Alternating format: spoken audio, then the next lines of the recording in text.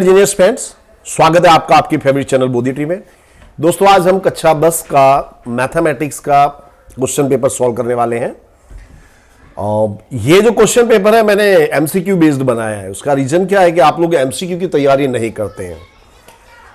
तो एमसीक्यू की तैयारी करने से एक तो क्या होगा कि आपका कंसेप्ट पूरी तरह से क्लियर होगा।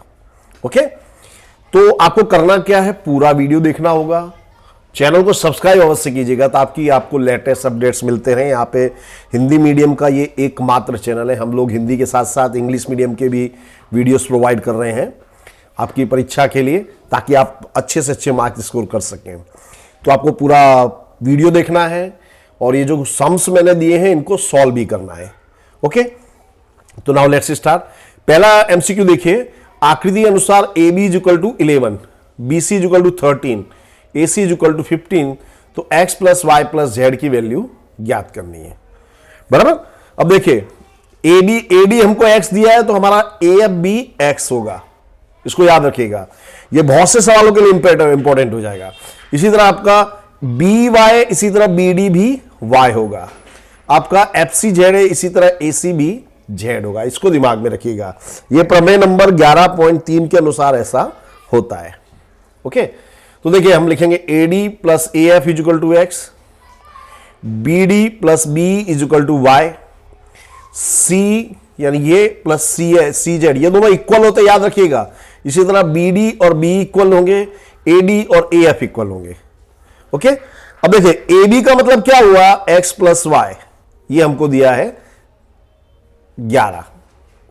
बीसी का मतलब क्या हुआ, बीसी यानी बी प्लस ई सी यानी वाई प्लस जेड, कितना दिया है 13। एसी 15, एसी यानी एक्स प्लस जेड बराबर 15। इतना तो आपको ख्याल आ गया होगा दोस्तों। अब देखिए सबको हम जोड़ दे रहे हैं, ए बी ये सबको जोड़िए, एक्स और x 2x, y and y 2y, z and z 2z, उसमें से हमने 2 कॉमन ले लिया। ओके, तो ये हुआ आपका 39, ये तीनों का योग। अब 2 से इसको क्या कर देंगे, 39 को डिवाइड कर देंगे, 39/2, तो ये हो जाएगा 19.5। समझ गए हो आप लोग। तो देखिए यानी x plus y plus z plus x is equal to 39 हुआ, ये तीनों का जोड़। तो देखिए x और x 2x plus 2y plus 2z is equal to 39। अब मैंने यहां से 2 कॉमन ले लिया, तो x plus y plus z is equal to 39। तो आपका x plus y plus z बराबर क्या होगा, 39/2, यानी कि 19.5। ओके, अगला सवाल देखिए, वृत्त P10 का स्पर्शक L यह वृत्त को A में स्पर्श करता है। देखिए आकृति देखिए, तो P1 ज्ञात करो। तो P10 यानी ये 10 इसमें क्या है, रेडियस है। तो देखिए ये वृत्त का केंद्र है P और ये A स्पर्श बिंदु है। तो ये जो डिस्टेंस है इसको हम बोलते हैं रेडियस, त्रिज्या, और त्रिज्या हमको कितनी दी है, 10, तो हमारा आंसर होगा 10। ओके, अगला सवाल देखिए, निम्न आकृति में छायांकित भाग का क्षेत्रफल, ये जो एरिया इसका क्षेत्रफल हमको ज्ञात करना है।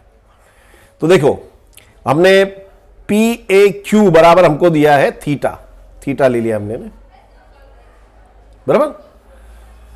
अब देखिए चतुर्भुज के चारों कोणों का योग कितना होता है, 360 डिग्री होता है। अब देखिए ये हमारा 90 है, ये हमारा 90 दिख रहा है ना आपको, और ये हमारा 60 दिया है। तो ये हमारा जो एंगल है थीटा, ये कितना होगा, 360 माइनस 90 माइनस 90 माइनस 60, कितना होगा 120। चतुर्भुज के चारों कोणों का योग 360 होता है। तो देखिए अब ये जो छायांकित भाग है ये क्या है, चाप। तो लघु चाप का क्षेत्रफल, लघु वृत्तांश का क्षेत्रफल बराबर होता है पाई आर स्क्वायर थीटा बटे 360। सूत्र आप लोग याद रखिएगा। तो पाई बराबर, और ये रेडियस हमको 3 दिया, दिख रहा है आप, अगर अपने इस तरह से वृत्त बनाओगे तो ये हो गया पी ए, हो गया इसका रेडियस, त्रिज्या। त्रिज्या कितनी दी हमको, 3 गुणे 3 गुणे 120। तो 120 से इसको काटो, 3 बार गया, 3 से 3 कैंसिल हुआ, तो क्या बचा 3 पाई।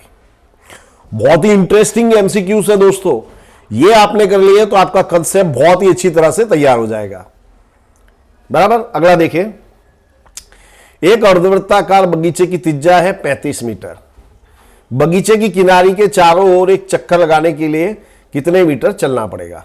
चारों ओर हमको चलना है। तो देखो ये क्या हो गया, बराबर, ये अर्ध वृत्त की आधी परिधि हो गई। वृत्त की परिधि का सूत्र क्या होता है? 2 पाई आर। अब ये आधी परिधि हुई तो 2 से डिवाइड कर दो तो क्या बचा? पाई आर। और ये क्या है हमारा? ये है हमारा डायामीटर यानी कि व्यास। यानी बगीचे की हमारी परिधि क्या होगी? पाई आर प्लस डी। समझ गए होगे आप लोग?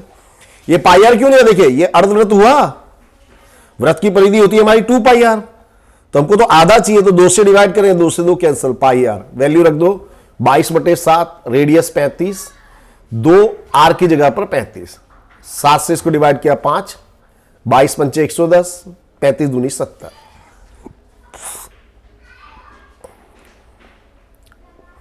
लघु 06 यानी वृत्त का केंद्र O6, O और त्रिज्या 6, इसकी लघु चाप की लंबाई ज्ञात करो। तो इसकी लघु चाप की लंबाई 6 पाई से कम होगी, ये याद रखिएगा। जितना दिया होता है ना, जितने आपकी रेडियस है उससे कम होती है, क्योंकि लघु चाप में पूरी त्रिज्या का समावेश नहीं होगा। अगला है 10 मिनट के समय अंतराल में मिनट सुई केंद्र पर कितने डिग्री का कोण बनाएगी? तो देखिए 60 मिनट हमारी मिनट की सुई चलती है तो 360 डिग्री का कोण बनाती है। जो मिनट की सुई है एक चक्कर लगाती है, उसमें 1 घंटा यानी 60 मिनट लगता है, और कितने डिग्री का कोण बनता है? 360 डिग्री। हमारी कितनी चल रही है? 10 मिनट। तो क्या होगा? अब 10 और 360 ऊपर आ जाएगा और 60 हमारा नीचे आ जाएगा। 60 से इसको डिवाइड किया 6 दाम 60, 60 डिग्री का एंगल बनेगा। कैसा आया मैंने आपको बता दिया। ओके, इसको याद रखिएगा। पाई सेंटीमीटर त्रिज्या वाले गोले का घनफल होगा, तो ये तो सूत्र है भाई, गोले का घनफल होता है 4/3 pi R cube, 4/3 pi R cube, ये गोले का घनफल होता है, बराबर। और ये दिमाग में रखिएगा। और लेकिन उसने हमको क्या बोला है? इसकी त्रिज्या हमको दी है पाई, तो समझ लीजिए आप 4/3 पाई, और रेडियस भी, त्रिज्या भी हमारी पाई है, तो पाई का घन, तो क्या हो जाएगा? 4/3 पाई की 3 घात और 1 कितनी हो जाएगी? पाई की 4 घात। क्लियर दोस्तों? अगला देखिए 8वां समय। आकृति में दिए गए आयताकार कागज ABCD में AB 20 है, AB ये हमारा है 20, तो CD भी 20 होगा, बराबर। BC है 14, ये BC है 14, तो AD भी 14 होगा, क्योंकि आयत में आमने सामने की भुजाएं समान होती है, बराबर। तो देखिए तो ये जो छायांकित भाग है यानी ये भाग का क्षेत्रफल निकालना है। तो देखो दोस्तों सिंपल लॉजिक है, पूरे आयत का क्षेत्रफल निकालिए, उसमें से ये जो भाग है व्हाइट वाला इसका क्षेत्रफल निकाल दीजिए, माइनस कर दीजिए, हो जाएगा। तो देखो आयत का क्षेत्रफल बराबर होता है लंबाई गुणे चौड़ाई। याद रखो आयत का क्षेत्रफल बराबर लंबाई गुणे L into b, length into breadth. Okay, तो लंबाई 20, चौड़ाई 14, 280 सेंटीमीटर स्क्वायर हुआ। अब ये अर्धवृत्त बन रहा है, देख रहे हो आप, तो इसका व्यास हुआ 14, तो त्रिज्या होगी 7। देखिए अर्धवृत्त है, ये इसका हुआ व्यास, BC क्या है? इसका व्यास, डायामीटर, तो त्रिज्या कितनी होगी उसकी? आधी, 7। तो देखिए अर्धवृत्त के क्षेत्रफल का सूत्र क्या होगा? देखिए वृत्त के क्षेत्रफल का होता है पाई आर स्क्वायर, अर्धवृत्त है तो इसको आधा कर दो, बटे में 2 लिख दो, तो 1/2 पाई 22/7, रेडियस 7 7। देखिए 7 से 7 कट गया, 2 से 22 को काटा 11, 11 7 77, ये हमारा आ गया। अब क्या करेंगे हम? पूरा जो हमारा क्षेत्रफल था आयत का, उसमें से ये 77 माइनस हो जाएगा, तो क्या बचा? 203, यानी जो रेखांकित भाग है उसका क्षेत्रफल होगा 203 सेंटीमीटर स्क्वायर। ओके, ये एक एक सूत्र में आपको डिटेल में समझा रहा हूं, इसको ढंग से करिएगा। अगला देखिए, 2 समान ऊंचाई के शंकुओं के आधार की त्रिज्या का अनुपात है 3/5, तो उनके घनफल का अनुपात ज्ञात करो, बराबर। तो देखो त्रिज्या का अनुपात हमको दिया है 3/5, यानी पहले वृत्त की त्रिज्या R1, शंकु की, दूसरे की R2, तो हो जाएगा 3/5। ये आपको मिला तो इनका वॉल्यूम का हमको निकालना है, तो वॉल्यूम 1 अपॉन वॉल्यूम 2। तो शंकु के घनफल का सूत्र क्या होता है? पाई आर स्क्वायर एच, शंकु का घनफल, याद रखना।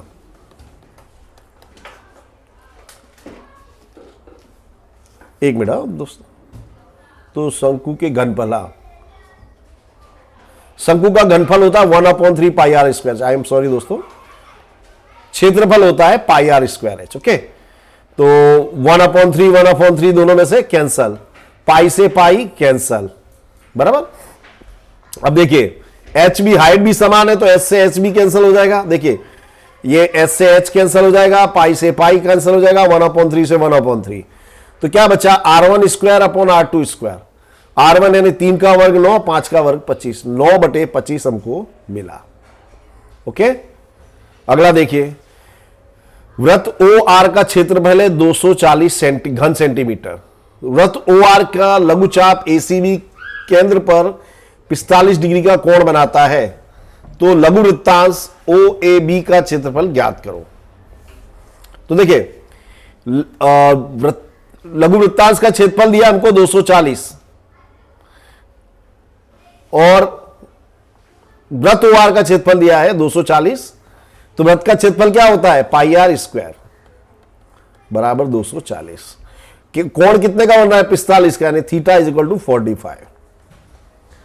तो लघु वृत्तांश के क्षेत्रफल का सूत्र होता है pi R square theta upon 360, ये सूत्र है। तो देखो पाई आर स्क्वायर हमको 240 दिया है, तो ये पाई आर स्क्वायर की जगह 240, ये 45 आपका थीटा, ये 360।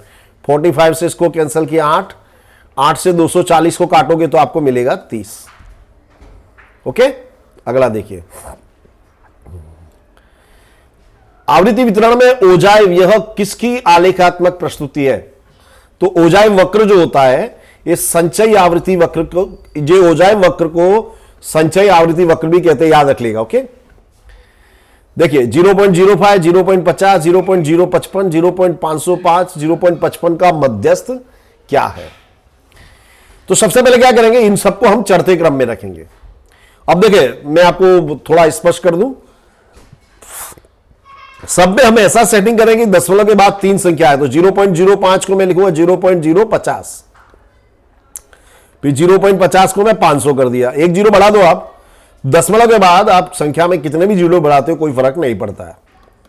0.55, 0.505, 0.550, ये संख्या हो गई।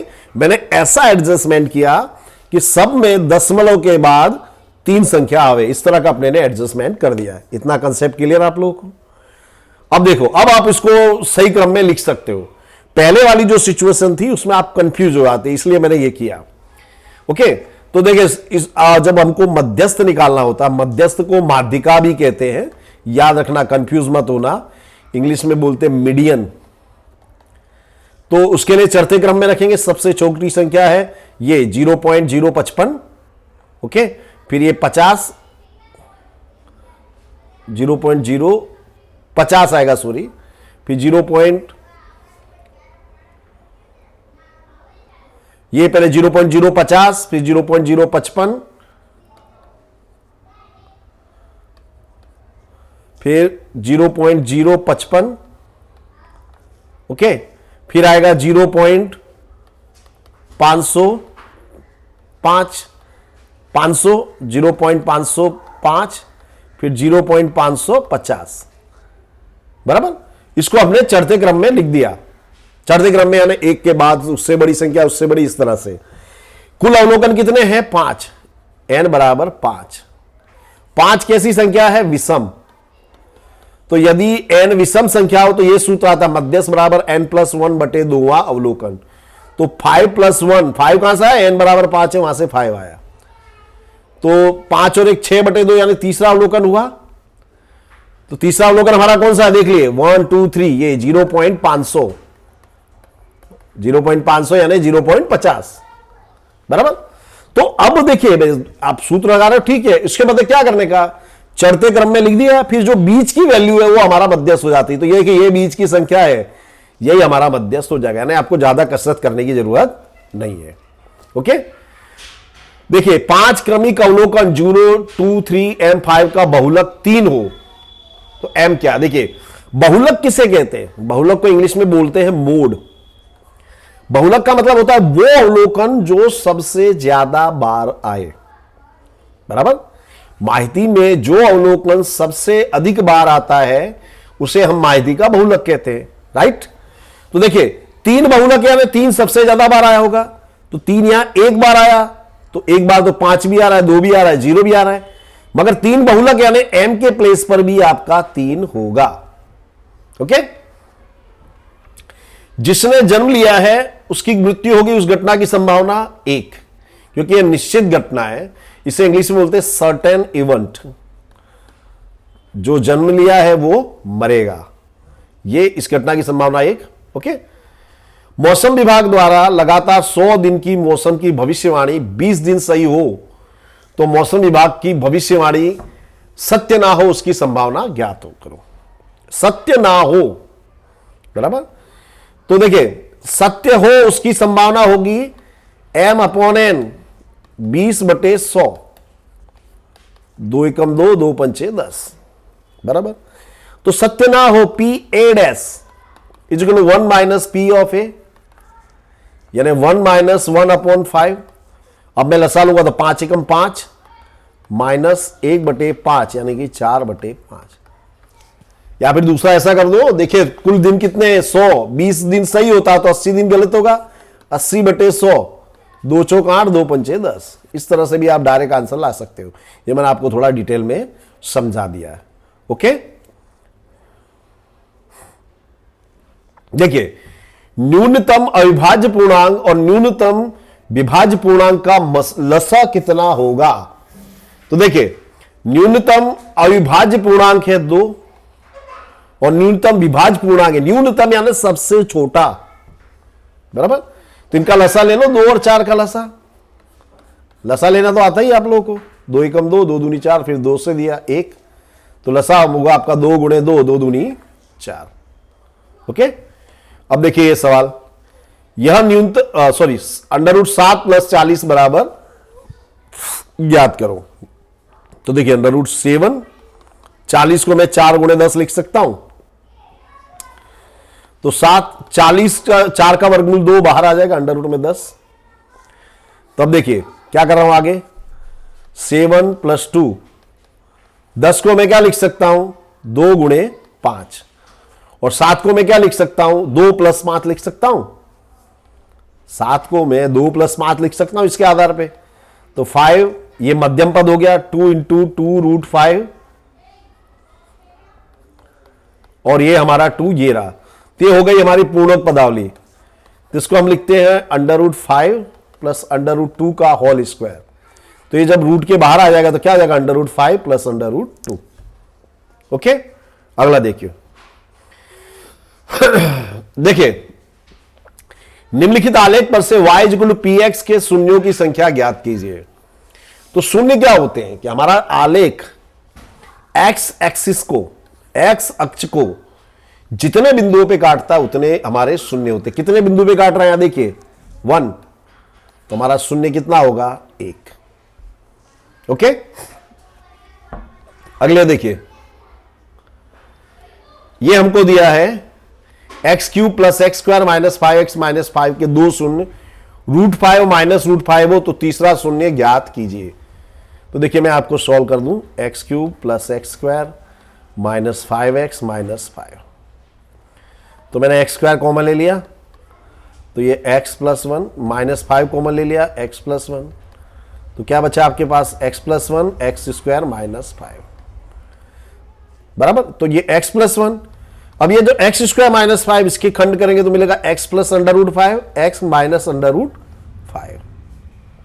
ओके।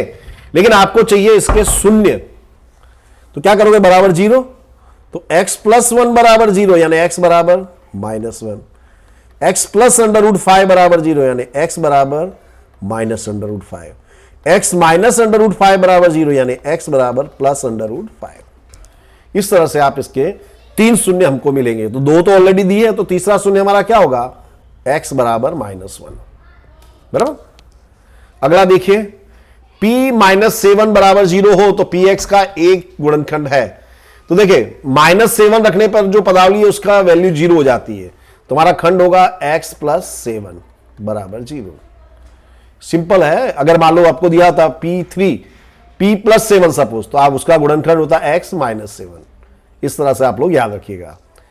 अब देखिए अगला 5 - x² के शून्य ज्ञात कीजिए। तो देखिए इस पे से आपको आइडिया आ जाना चाहिए, जो मैंने बताया था ना आपको ये वाले से, फिर भी मैं आपको बता देता हूं। 5 - x², तो देखिए 5 को मैं √5 का x² होल स्क्वायर लिख सकता हूं। x का वर्गमूल x, उसका होल स्क्वायर, तो 5 + x, सॉरी √5 + x √5 - x। तो देखिए तो √5 + x = 0, तो क्या हो जाएगा x = -√5। √5 - x = 0, तो -x आपका दूसरी तरफ जाके क्या हो जाएगा +x, यानी x = √5। ओके, इस तरह से हमको मिल जाते हैं। अब देखिए यदि दो अंकों की संख्या का इकाई का अंक है x + 5, दहाई का अंक है x - 5, तो वो संख्या ज्ञात करो। तो देखिए उसके लिए सूत्र याद रखना, ये सूत्र मैंने बताया आपको। दो अंकों की संख्या दी है, वो संख्या निकालना, तो क्या होता है 10 × दहाई का अंक प्लस इकाई का अंक, ये याद रखिएगा।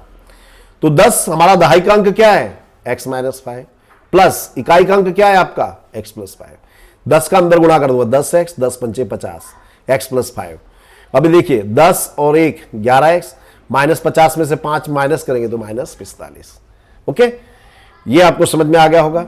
अब देखिए इसमें हमको x + y की वैल्यू निकालनी है। बहुत ईजी है। क्या दिया देखो हमको x/3 = 16/y = 4। ओके, तो क्या कर रहे हैं, पहले हम x/3 बराबर 4 लिया, तो x बराबर क्या होगा 3 × 4, x बराबर होगा 3 चौक 12। ओके, फिर 16/y = 4, y हमारा इधर आ जाएगा, 4 इसके अपॉन में आ जाएगा, तो y = 16/4, 4 चौक 16, y = 4। आपको निकालना क्या है x + y, तो x है आपका 12, y आपका 4, 12 ने 4 16। बहुत ही आसान है, बराबर। अगला देखिए, दो पूर्णांक संख्याओं का योग है 12 और उनका अंतर डिफरेंस है 4, तो बड़ी संख्या क्या होगी। योग है 12 यानी x + y = 12, अंतर डिफरेंस है 4 यानी x - y = 4। y से y कैंसल, x और x, सॉरी 2x, 12 और 4 16, तो x = 16/2, तो क्या हुआ 8, x = 8। तो यानी मैं यहां पे x 8 रखूंगा तो y कितना हो जाएगा 4। सिंपल है, उसको आपको मेरे को आगे दिखाने की जरूरत नहीं, आप इतना समझ सकते हो। x = 8 तो y = 4, तभी तो 8 × 4 = 12 होगा। तो बड़ी संख्या हुई हमारी 8। अगर छोटी संख्या बोली होती तो हमारी होती 4। सचिन की उम्र y वर्ष पहले x थी, तो 4 वर्ष के बाद उसकी उम्र कितनी होगी।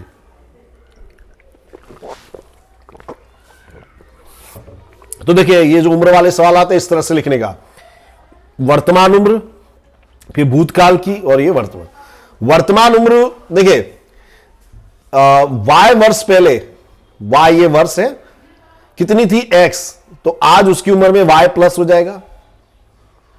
समझ रहे हो आप मेरी बात। जैसे 5 वर्ष पहले सचिन की उम्र थी 7, तो आज उसकी उम्र कितनी होगी 7 + 5 12 होगी। ओके, तो y वर्ष पहले x थी, तो आज कितनी होगी, आज की उम्र में y जुड़ जाएगा।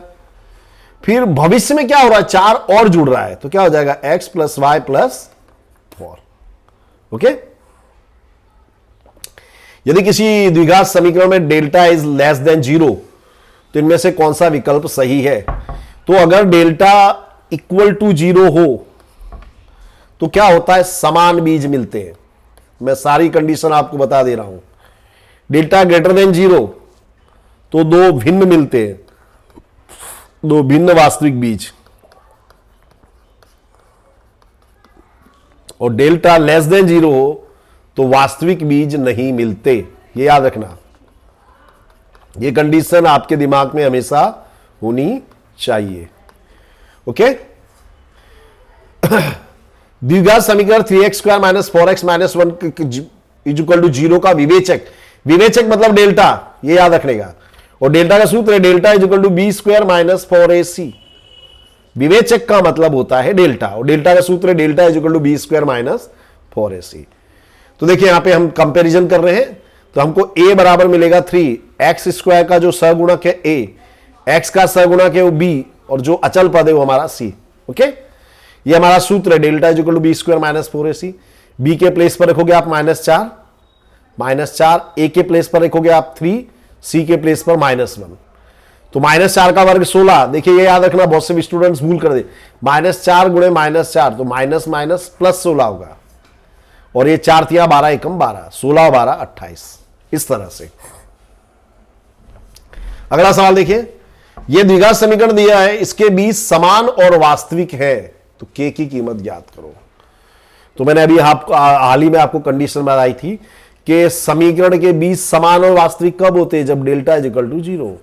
याद रखना, मैं कई बार चीजों का रिपीटिशन करूंगा, आप दिमाग में रखिएगा।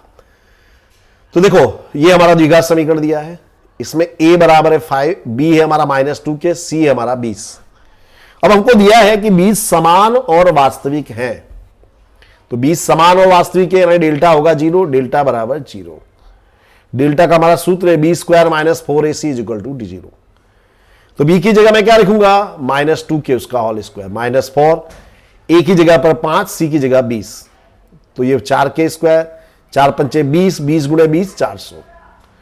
अब इसमें से 4 मैंने कॉमन ले लिया, तो k स्क्वायर बराबर क्या हुआ, k square minus 100 is equal to 0।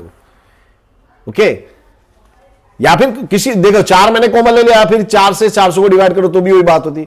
अब इसमें प्लस माइनस वाला formula, k minus 10, k plus 10 is equal to 0, यानी k बराबर +10 और k बराबर -10। ओके, देखो एक पेन की कीमत ₹15 है, उसके भाव में ₹x की कमी की जाए, तो भाव में कमी करने पर बाद ₹600 में कितने पेन मिलेंगे। तो देखिए कीमत कितनी है 15, x मैंने कमी कर दी, अब उसकी कीमत ये रही। अब मुझको पेन की संख्या निकालनी है, तो देखिए कोई भी वस्तु की क्वांटिटी निकालनी हो तो मात्रा बराबर होता है लागत बटे मूल्य। लागत यानी कुल रुपए आप कितने इन्वेस्ट करें, तो कुल रुपए आपने कितने इन्वेस्ट किए 600, और उसका मूल्य क्या है एक पेन का 15 माइनस x, तो ये हमको पेन की संख्या मिल जाएगी। निम्न समीकरणों में से कौन सा द्विघात समीकरण नहीं है, बराबर। तो द्विघात समीकरण का जो स्वरूप है वो याद रखिए, ax square plus bx plus c is equal to 0। द्विघात यानी इसमें x स्क्वायर वाला पद होना चाहिए। तो देखिए यहां पे इसमें तो है, ये द्विघात समीकरण है, ये भी द्विघात है, ये भी द्विघात, ये नहीं है क्योंकि ये इस जो कंडीशन है उसको पूरा नहीं कर रहा है। ओके, अगला देखिए, एक समांतर श्रेणी का nवां पद है 15n प्लस 10, तो 5वां पद ज्ञात कीजिए, बराबर। तो nवां पद है 15n प्लस 10, तो tn is equal to 15n plus 10, हमको n बराबर 5 लेंगे क्योंकि 5वां पद निकालना है। 10वां पद निकालना होता था n की प्लेस पर 10 लेते हैं, तो देखो जहां n है वहां 5 प्लस 10, 15 25 75 प्लस 10 कितना हुआ 85। ओके, अगला देखिए,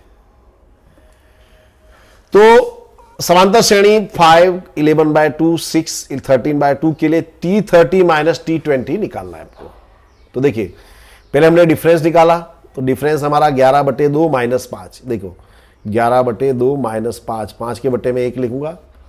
अब लसा 2 आएगा तो 11/2, 5 दूनी 10, 2 एकम 2, क्या हो जाएगा 1/2। ये आया आपका डिफरेंस, कॉमन डिफरेंस, बराबर। अब T30 माइनस T10, तो देखिए इसको याद रखना, T10 है, इधर 10 कर देता हूं मैं, कुछ भी हो आप समझ लो। T30 का मतलब हुआ a प्लस 29d, बराबर, और T10 यानी क्या हो जाएगा a प्लस 9d, यानी देखो, ये जो निकालना हो पद का स्वरूप, उसके लिए क्या करने का, यहां जो भी हो n उसमें से 1 माइनस कर देने का, क्योंकि आपका फॉर्मूला क्या है, a plus n minus 1 into D, ये आपका फॉर्मूला है। यानी जो n है उसमें से 1 माइनस कर देना। तो यहां पे आया आपका n है 30, 30 में से 1 लेस किया 29। यहां पे आपका n है 10, 10 में से 1 लेस किया 9। ओके, अब देखो, तो t30 यानी a प्लस 29d और t10 यानी a प्लस 9d, तो एक माइनस का अंदर गुणा हुआ, माइनस से माइनस 9d, a में से एक घट गया, 29 में से 9 गया 20d। तो 20d की प्लेस पे आप क्या लिखोगे, 1/2, 2 से इसको कैंसिल किया, 2 पंचे 20 गुणे 1/2, 2 पंचे 2 धाम 20, तो कितना आया 10। ओके, अगला सवाल देखिए, यह समांतर श्रेणी दी है, इसका 10वां पद हमको याद करना है। तो देखिए, a यानी प्रथम पद है 2 √2 sorry, d is equal to T2 minus T1 या A2 माइनस A1, कुछ भी बोलिए, कोई फर्क नहीं पड़ता। तो T2 हमारा 3 √2 और ये हमारा √2। तो इसको ये घटाव में आप लोग भूल करते, देखो 3 √2 उसमें से √2 यानी 1 √2 घटाएंगे तो क्या बचेगा, 2 √2। ये हमारा डिफरेंस आ गया। ओके, तो हमको ज्ञात क्या करना है, 10वां पद। तो Tn इक्वल, ये Tn वाला फॉर्मूला है, Tn बोलिए An लिखिए, अभी An लिखने लगे हैं, कुछ भी लिखिए सेम माना जाता है। Tn equal to a plus n minus 1 into d. तो a के प्लेस पर आपने लिखिया √2, n माइनस 1 यानी 10 माइनस 1 9d हुआ, 9d के प्लेस पर 2 √2, 9 दूनी 18 √2, 18 ने 1 19 √2। ओके, एबीसी की भुजा बीसी के शीर्ष लंब सिवाय प्रतिच्छेदित करती समतली रेखा एल के लिए निम्न में से कौन सा सत्य है। एल या एबी तथा एसी को काटेगी। देखिए, एबीसी की भुजा बीसी के शीर्ष लंब,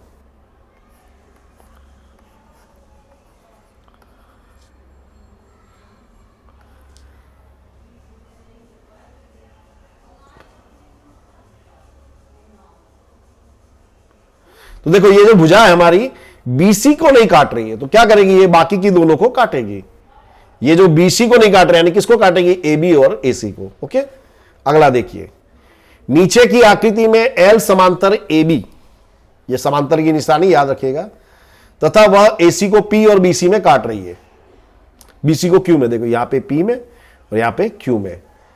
CP is equal to 3, CP is equal to 3, AP is equal to P A बोलिए, आई पी बोलिए 4 है हमारा, और Q B is equal to 6। तो क्यूसी हमको, बीसी हमको पूरा निकालना है, तो हमको पहले क्यूसी निकालेंगे, तो उसके बाद हमको बीसी मिल जाएगा। तो देखिए, PA upon PC, PA upon PC, PA upon PC is equal to B Q upon QC. B Q बोलिए, क्यू बी बोलिए, एक ही मतलब हुआ। तो देखिए, पीए 4 है, PC 3, Q B 6, cross multiplication, देखिए 4/3 इज इक्वल टू 6 क्यूसी। तो 4 QC is equal to 6 into 3, तो क्यूसी क्या हो जाएगा आपका 6 इंटू 3/4। ये हुआ, देखिए 2 से काटे, 2 दूनी 4, 2 सॉरी 2 3 6, 2 दूनी 4, 9/2, 9/2 यानी 4.5। ये क्यूसी आया 4.5। हमको चाहिए बीसी, तो बीसी में क्या हो गया, B Q plus QC, B Q plus QC, 6 plus 4.5 कितना हो गया 10.5। ओके, सॉल्व करेगा दोस्तों, जब आप इसको सॉल्व करोगे तो कभी जिंदगी भर नहीं भूल सकते। किसी भी चतुर्भुज के भुजाओं के मध्य बिंदुओं के शीर्ष बिंदु, मध्य बिंदु खाली जगह के शीर्ष बिंदु होते हैं, तो समांतर बाहु चतुर्भुज याद रखिएगा। अगला देखिए, आकृति में एबीसी में कोण है समकोण है, ये कोण है समकोण है हमारा 90 डिग्री का है। एडी लंब बीसी, एडी लंब यानी 90 डिग्री हुआ, डी बिलोंग्स टू बीसी, तो कौन सा कथन सत्य है। तो कथन 1 और कथन 3 सत्य है, बराबर। तो देखिए, ये 90 डिग्री है, ये भी 90 है, तो एक तो ये भी हो जा रहा है इसमें। देखिए A B square is equal to B D गुणे देखिए पहले हमने ए बी डी त्रिभुज ले ले, चलो तो A B square is equal to B D गुणे ए डी, एक तो ये हमको मिल रहा है। फिर अब हम ए डी सी ले लें तो क्या हो जाएगा, ए सी स्क्वायर बराबर ए डी गुणे डी सी। ओके, और कोण ए को समकोण है तो ये सामने वाला क्या हो जाएगा, बी सी स्क्वायर बराबर ए बी गुणे ए सी। तो इसमें से जो जो मिल रहे हैं हमारे कथन में वो सही आ जा रहा है। तो एक तो हमारा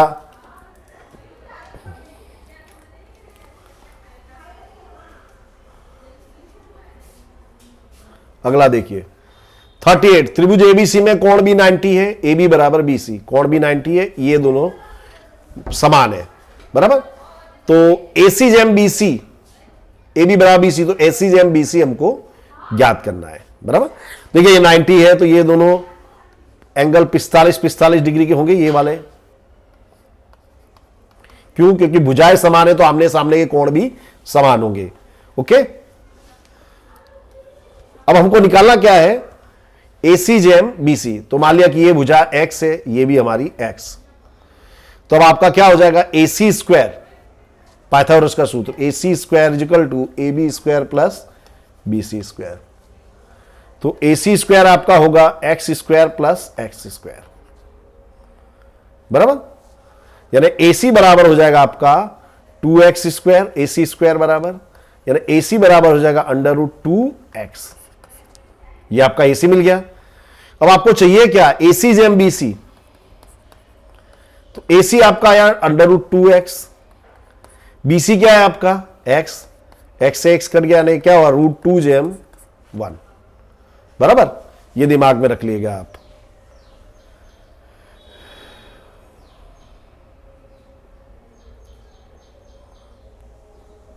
अगला देखिए, नीचे की बिंदुओं x तथा y को जोड़ने वाले एक्स वाई के मध्य बिंदु P के याम ये है, तो निम्न में से कौन सा विकल्प सही है। देखिए एक्स वाई है, इसके मध्य बिंदु P के याम है -2 और 3 बराबर। तो देखो मध्य बिंदु कैसे निकालते हैं, x1 प्लस x2 बाय 2 और y1 प्लस y2 बाय 2 बराबर। तो किसको, यानी कौन इस कंडीशन को पूरा कर रहा है वो हमको देखना है। जैसे मान लो कि मैं ये कंडीशन ले लूं, पहले वाली 0 -2 बाय 2, तो क्या हो जाएगा, देखिए 0 और -2 यानी -1 हो जाएगा। ये तो कंडीशन पूरी नहीं कर रहा है। इसमें देखिए -4 + 2 -2 हो जाएगा, 2/2 1 आ रहा है, जबकि हमको चाहिए -2, ये भी पूरी नहीं कर रहा है।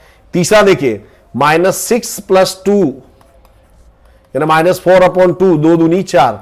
y को भी देख लीजिए, 2 + 4 + 6/2 कितना आया, 3, यानी ये हमारा सही विकल्प है बराबर। अगला देखिए A3 4B -3 2 शीर्ष बिंदु वाले त्रिभुज के मध्य केंद्र 1 4 है, तो A और B ज्ञात करो। आकृति बना रहा हूं तो ख्याल आएगा आपको। ABC ले लो, A के आम है A3, B के आम है 4B, C के आम है -3 2 बराबर।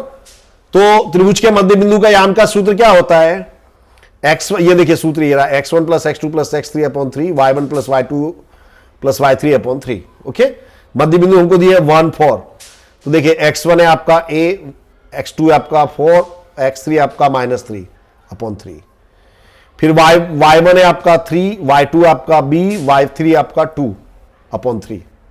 ओके, तो ये पहले देखिए a1 + 3/1, 3 एकम 3, 1 उधर आकर माइनस, तो a बराबर 2। दूसरी कंडीशन देखिए b + 5/3 = 4, तो 4 3 12, 5 उधर जाके माइनस, b बराबर 7। ओके, पूछा है बिंदु, कौन सा बिंदु x अक्ष पे है, x अक्ष का बिंदु है यानी उसका y याम 0 होगा। अगर x अक्ष का बिंदु है तो उसके याम a 0 होंगे, यानी x याम तो होगा, y याम नहीं होगा। तो देखिए ये रहा पहला ही एक्स याम है, वाई याम नहीं है।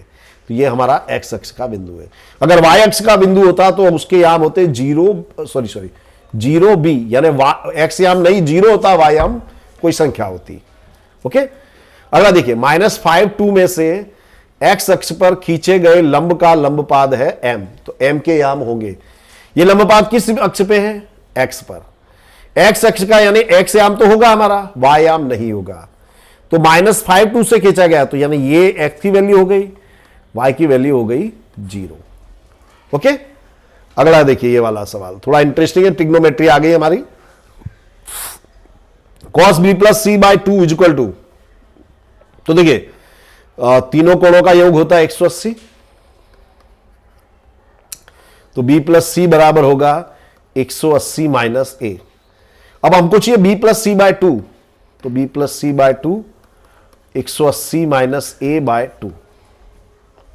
अब क्या करोगे, दोनों तरफ कोस रख दो, cos b plus C by 2, तो क्या जाएगा cos 2 से 180 को भाग दिया 90 माइनस ए बाय 2, तो cos 90 माइनस थीटा क्या होता है दोस्तों? cos 90 माइनस थीटा हो जाता है हमारा साइन थीटा। तो क्या हो जाएगा cos b plus C by 2 is equal to sine A by 2। Okay, अगला देखिए cos square theta plus 1 upon cosec square theta plus 4 is equal to X, तो एक्स का मूल्य ज्ञात कीजिए। तो देखिए cos square theta 1 upon cosec theta is equal to sine theta, ये cosec स्क्वायर है तो क्या हो जाएगा sine square theta plus 4 is equal to X. तो cos square theta plus sign square theta 1, 4 आपका ये रहा बराबर है एक्स, यानी एक्स इज इक्वल टू 5, इस तरह से। ओके, अगला देखिए tan 5 degree, tan 25 degree, tan 45 degree, tan 65, tan 85। तो 45 की वैल्यू तो हम जानते हैं 1, इन दोनों को कन्वर्ट कीजिए, tan 5 को हम tan 5 और tan 85 को कर दे रहे हैं हम।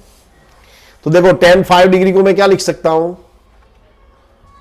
किसी को भी कर दिए उत्तर सेम आएगा। tan 5 डिग्री को मैं 5 थीटा लिखता हूं 90 माइनस 85 लिख सकता हूं, और tan 25 को मैं लिख सकता हूं tan 90 minus tan 90 minus 65। Okay, तो देखिए